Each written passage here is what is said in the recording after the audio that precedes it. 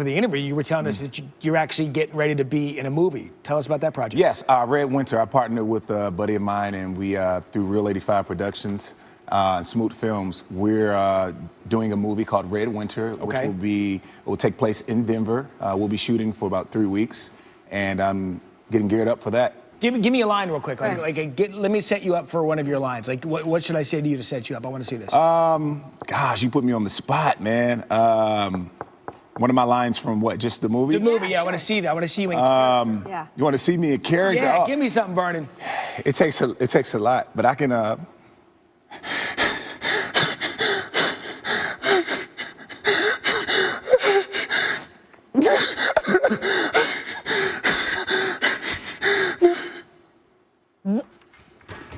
Wait a minute. I legitimately, my first reaction was to comfort you. Yeah, all right, let's.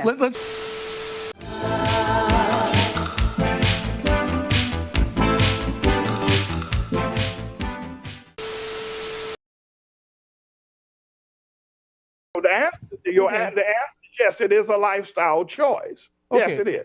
All right, Pastor Manning, you said that Starbucks was putting semen of the sodomites in their coffee, but here's the interesting part, because it, quote, it flavors up the coffee and it makes you think you're having a good time, which then makes me wonder, do you equate drinking semen with a good time? Well, you know, you're pushing me up in a little bit of a corner here now, Jink, because I have to be very cautious here. But let me, in all precautions that I can exercise here now, say that, well, you know, a number of people think that semen tastes good. A number of people think that drinking semen is a good idea. And do you see it that way? No, Ann, I don't think that myself personally. But I'm just giving you the references of what other people think. And that's just the way you've described it in your past sermons. But okay, continue. Well, so if a number of people, I mean, you've got literally millions of people around the world who really think that, you know, the taste of semen is quite a flavor. And they seek it in the midst of other kinds of activities. And so one would think, well, all right, not one would think, Starbucks has deduced that, listen, you know, in an ingenious way, I would say, that were more than infamous, ingenious way, they've discovered that since people like semen, and there's so many people drinking it from one another, their body fluids, why not put it in our coffees and flavor up our coffees? Well, Pastor Manning, I'm getting a sense here overall. They have the same experience with semen and their lattes as they have in their bedrooms late at night.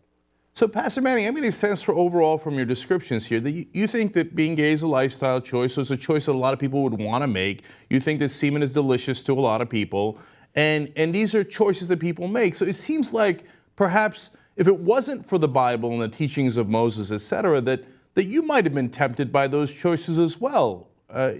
Is that the case? Have you been tempted? Oh, absolutely. No doubt about it. You know, Jink, I spent 3.5 years in prison. And I tell you that I saw a lot of that activity going on in prison. I mean, it was just the order of the day. It was a part of the course. I was in one prison I was in, down in Rayford, Florida, called Union Correctional Facility. Where the average sentence back in the late 70s when I was there in that prison, the average sentence, Jink, this is no lie, was 100 years. I mean, judges threw out 100-year prison sentences to those people like it was okay, like ordering breakfast at McDonald's. And they formed unions. The first same-sex marriage I saw was a marriage of a sodomite named Bahama's Mama, who had dyed his hair red and used to walk around in white shorts, tight as you could possibly be, in a halter top. And one Saturday out on the yard, you know, they had a marriage. He got married to one of the inmates, and all the other inmates were brokenhearted because they could no longer pursue sex with him. So, yeah, I saw that and was tempted, but I didn't yield to temptation, by the way. You need to know that. And make sure you publish that as well. There you go, chance to be, chance to be, chance to be, chance to be, chance to be, boom, boom, boom, boom, boom, boom, boom, boom, boom, boom, boom, boom. What's your type of guy? Guys that are in bands, artistic types. Artistic. Okay, well, I have a couple of guys, pictures that I'm thinking about hooking you up with. All right. Let's see these 3 guys. Which one do you like the best out of the three? Check out the eyes. Okay. I guess number one. Number one. Sure. Okay. He's hot. Right? Nice blue piercing eyes. His name is Robert Chambers. And he's known as the Preppy Killer. He strangled a woman to death in Central Park in 1986. Okay? Yeah. And the other two are murderers as well. One was Andrew Cunanan. Good morning, Master. I hope you had a nice night yesterday. What would you like for breakfast today? Okay, I'll get that for you in a second. Is there anything else that you want me to do? Okay. He'll listen to the scientists. If I listened totally to the scientists, we would right now have a country that would be in a massive depression. Instead of, we're like a rocket ship. Take a look at the numbers.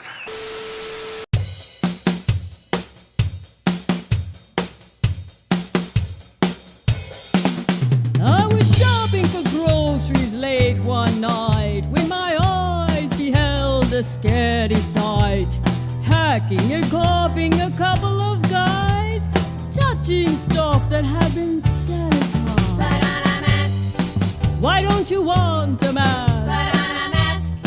It's such a strange backlash. Put on a mask. No need to wail and nag. Put on a mask. Put on a fucking mask. From a laboratory in East Wuhan came a virus that rages on and on. The ghouls all came on the squawk box, saying everything's fine while they sold their stocks. They ditched the mask. Just like the POTUS asked. They ditched the mask. They didn't bat an eyelash. They ditched the mask. And got a gob of cash. They ditched the mask. Put on a fucking mask. The reporters weren't having fun.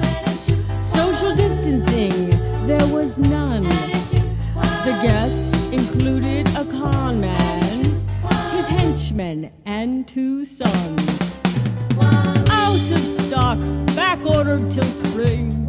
People make their own with paper towels and string. The con man shook his fist and screamed. Whatever happened to hydroxychloroquine? It's now the mask. The thing you tried to ban. It's now the mask. It isn't balderdash. It's now the mask. It cuts transmission in half. Put on a mask. Put on a fucking mask. Now everything's cool, you can do some shopping. Head downtown, go bar hopping.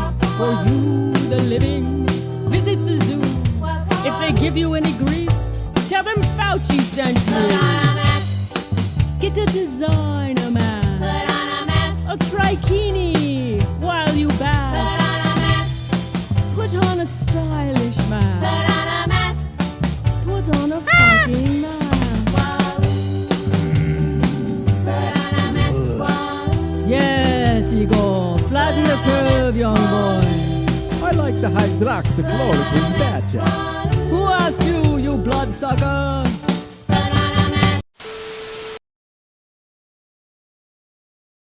特别的礼物，我希望当着大家的面前，我能把我内心的话给说出来。我已经喜欢你很久了，我不知道你喜不喜欢我，但是我今天一定要向你表白。你别拿你的礼物了，你的礼物让我很吃惊，我不想听。我也想啊。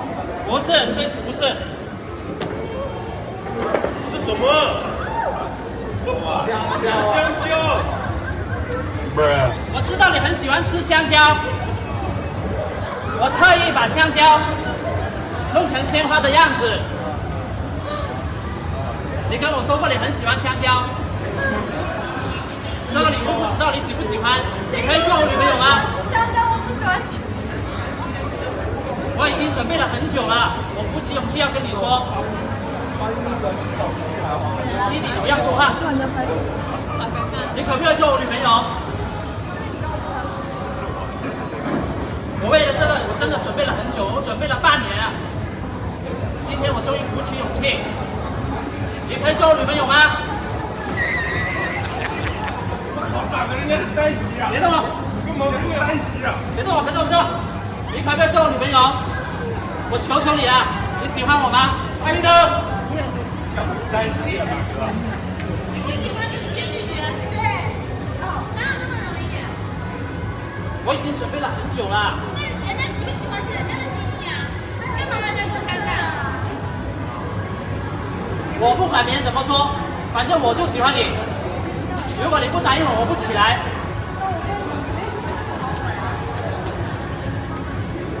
喜欢一个人是说不出来的，就是感觉。Oh my god! Wow! 我知道我今天让你生气了，我开了不该开的玩笑，让你生气了，我很后悔。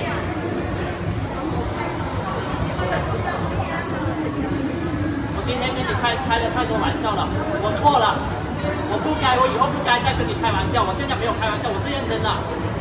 求你了，你不要这样。收下我的礼物，你要答应我吧。